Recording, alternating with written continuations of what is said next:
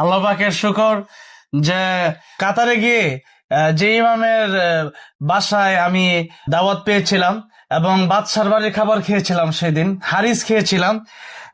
তিনি আজ বাংলাদেশে চলে এসেছেন। যদিও আমাদের বাংলাদেশের মানুষ, তবেও অনেক লম্বা সময় ধরে উনি কাতার আছেন।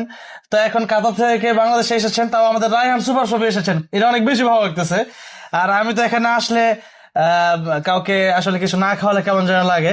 আর শায়েক আসছেন কাতার থেকে, এই জন্য শায়েকের জন্য আমরা সিলেক্ট করেছি এখান থেকে সবচেয়ে মনে হলো যে আফগানিস্তানের সাফা কলাটা খাওয়ালেই ভালো হবে।